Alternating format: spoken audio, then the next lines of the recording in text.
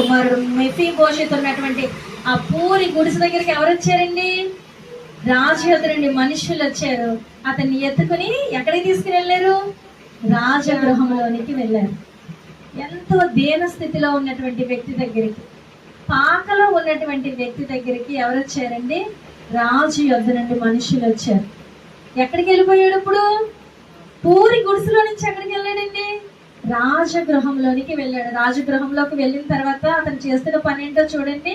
సౌలు కుమారుడైన యోనాతానులకు పుట్టిన మెఫీబోషెతు దావీదు వద్దకు వచ్చి సాగిలపడి నమస్కారం చేస్తూ ఉన్నాడటండి.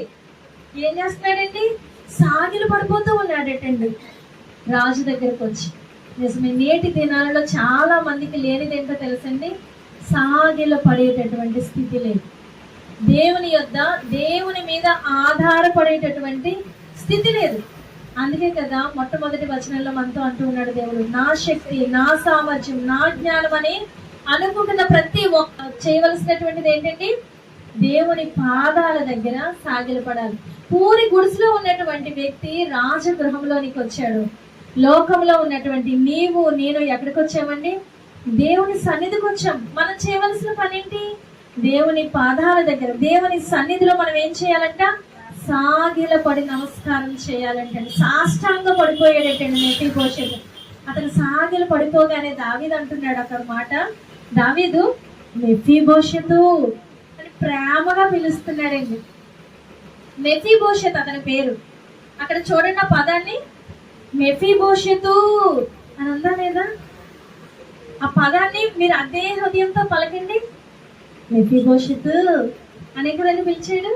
అంటే ప్రేమగా ఆదరిస్తున్నట్లుగా పిలుస్తూ ఉన్నాడు దావీదు.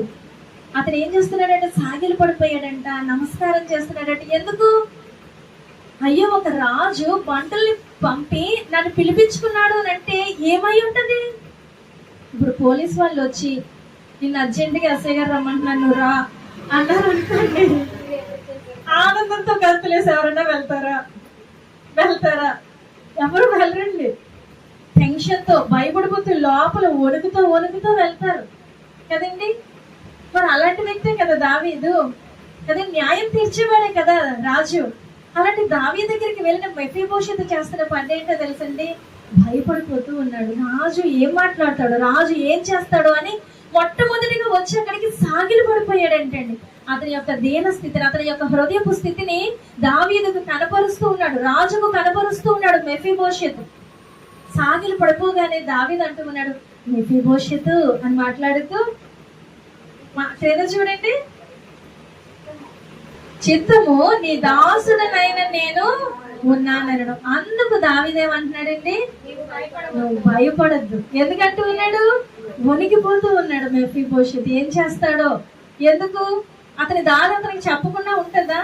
నీ తాత అయిన సౌలు ఇప్పుడు రాజుగా ఉన్నటువంటి దావీదుని వెంబడించాడయ్యా, తరిమాడయ్యా.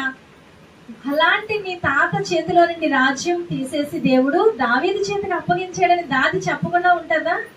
అంటే అతని తాత ఏం చేశాడు? దావీదుకి విరోధమైన కార్యమే చేశాడు. కానీ యోనాతాను చేసినటువంటి ఆ స్నేహపూర్వకమైనటువంటి కార్యము యోనాతానుకి, దావీదుకి, దేవునికే తెలుసు, ఎవరికీ తెలియదు కదండి. దాదికి కూడా తెలియదు యోనాతాను చేసినటువంటి ఉపకారం. దాది చెప్పే ఉంటది, నీ తాత సౌలు దావీదుని ఎలా పరిగెత్తించాడయ్యా చెప్పే ఉంటది కదా. మెఫీబోషెతు అంటూ ఉన్నాడు, సాగిలు పడిపోయి నీ దాసుడినయ్యా నేను అని చెప్పి వణికిపోతూ ఉంటే దావీదు అంటూ ఉన్నాడు, నువ్వు భయపడద్దు అని. నేటి దినాల్లో దేవుడు కూడా అదే మాట్లాడుతూ ఉన్నాడు. నేను ఎలాంటి స్థితిలో ఉన్నానయ్యా? నేను దేన స్థితిలో ఉన్నానయ్యా? ఎదుటి వారి మీద ఆధారపడిపోయే స్థితిలో ఉన్నాను. నేను కష్టపడి సంపాదించుకోలేనటువంటి స్థితిలో ఉన్నాను. ఒకవేళ కష్టపడినా నేను దాన్ని అనుభవించలేకపోతున్నానయ్యా. నేను సంపాదించుకున్నది కూడా నేను ఆనందించలేకపోతున్నానయ్యా అని చెప్పి బాధపడుతున్నటువంటి ప్రతి ఒక్కరితో దేవుడు ఒకటే మాట మాట్లాడుతూ ఉన్నాడు, నీవు భయపడవద్దు. క్రింద వచనాల్లో చూడండి, నీవు భయపడవద్దు, నీ తండ్రి అయిన యోనాతాను నిమిత్తము నిజముగా నేను నీకు ఉపకారము చూపి నీ పితృడైన సౌలు భూమి అంతయు నీకు మరలా ఇప్పించును. ఏమొచ్చిందండి? ఇప్పుడు దేవుని దయ పొందగానే ఏమొచ్చిందండి? ఆశీర్వాదం వచ్చింది. దావీదు రాజు దయ పొందగానే మెఫీబోషెతుకి ఏమొచ్చింది? ఆస్తి వచ్చిందండి. సౌలుకి రాజుగా ఉన్నటువంటి వ్యక్తికి ఎంత భూమి ఉంటదండి? అలాంటి ఆ భూమంతా నీకు ఇప్పించేస్తానయ్యా. నీ తాత సౌలు రాజుగా ఉన్నప్పుడు ఎంత భూమి అయితే కలిగి ఉన్నాడో ఆ భూమంతా నీకు ఇప్పించేస్తాను. అంత మాత్రమే కాదు, ఆ క్రింద వచనాలు చూడండి. మరియు నీవు సదాకాలము నా బల్ల యొద్దనే భోజనము చేయుదుమని సెలవీయగా. హల్లెలూయా. ఎక్కడ ఉన్నాడంటే మేత లేని స్థలంలో ఉన్నాడు ఆ వ్యక్తి. పచ్చిక లేని స్థలంలో ఉన్నాడు. ఆహారము లేని స్థలంలో ఉన్నాడు. ఆధారపడేటటువంటి స్థితిలో ఉన్నటువంటి వ్యక్తిని తీసుకుని వచ్చి రాజగృహానికి చేర్చాడు దేవుడు. రాజగృహంలో చేర్చడం మాత్రమే కాదండి, రాజు బల్ల మీద కూర్చోబెట్టేసాడు దేవుడు. ఎంత కనికరం పొందుకున్నాడండి, ఎంత దయ పొందుకున్నాడు మెఫీబోషెతు అని అంటే. చాలా నెమ్మదస్తుడండి, చాలా మంచి వ్యక్తి మెఫీబోషెతు. ఇక్కడ వచనాల్లో లేవు గాని తర్వాత అధ్యాయాల్లో ఉంటుంది. మెఫీబోషెతు అంట దావీదు మరలా తన కుమారుడైన అబ్షాలోము దావీదును తరుగుతూ ఉన్నప్పుడు రాజు మరలా కొండలలోకి వెళ్ళిపోతాడు, అరణ్యంలోనికి వెళ్ళిపోతాడు పారిపోయి వెళ్ళిపోయినప్పుడు మెఫీబోషెతు వెళ్ళలేకపోతాడు, పుట్టివాడు అవడం వల్ల. రాజు మరలా తిరిగి వచ్చి నువ్వెందుకు రాలేదయ్యా నాతో అని అడిగినప్పుడు మెఫీబోషెతు ఒక్కటే మాట మాట్లాడతాడు. అయ్యా, నాకు 2 కాళ్ళు లేక నేను రాలేకపోయానయ్యా. నా సేవకుడు నన్ను మోసపరిచాడు. గాడిదకు కళ్ళకి గంత కట్టి నన్ను ఎక్కించు అని అంటే గాడిదని సిద్ధపరిచి అతనే వెళ్ళిపోయాడయ్యా. నన్ను ఎక్కించలేదు, నేను ఇక్కడే ఉండిపోయాను. కానీ నువ్వు అడవుల పాలైనది మొదలుకుని నువ్వు తిరిగి వచ్చే ఈ దినము వరకు నేను గడ్డ గీయించుకోలేదు, నా కాళ్ళు కడుక్కోలేదు, నేను వేసుకున్న ఆనాటి వస్త్రాలను నేటి వరకు నేను మార్చుకోలేదయ్యా. నీ గురించి నేను దుఃఖిస్తూనే ఉన్నాను అని మాట్లాడుతున్నాడు. అతనిలో ఎంత దీనస్థితి ఉందండి, ఎంత ప్రేమించే స్థితి ఉంది కదండి, ఎంత మంచి హృదయమో. ఆ హృదయాన్ని చూస్తాడు దేవుడు. అందుకే కదా రాగానే సాష్టాంగ పడిపోయాడు. అయ్యా, నేను నీ దాసుడునయ్యా అని మాట్లాడగానే రాజు అక్కడికి తీసుకొచ్చి కూర్చోబెట్టాడండి. రాజు బల్ల మీద కూర్చోబెట్టేటట్టు. అంత మాత్రమే కాదు, అదే 9వ అధ్యాయము 11వ వచనంలో ఉంది. మెఫీబోషెతు రాజు కుమారులలో ఒక్కడైనట్టుగా రాజు బల్ల యొద్దనే భోజనము చేయుచుండెను. ఏమైపోయాడు ఏంటండి? రాజు కుమారులలో ఒక్కడైపోయాడు, రాజుకి కుమారుడు అయిపోయాడు. దేవుడు కూడా అంటూ ఉన్నాడు, ఎక్కడో ఉన్నటువంటి నిన్ను ఏర్పాటు చేసుకుని నేను ఎక్కడికి తీసుకుని వచ్చాను? నా సన్నిధికి తీసుకుని వచ్చాను. నా సన్నిధికి తీసుకుని వచ్చిన నిన్ను దాసుడు నన్ను అనట్లేదు.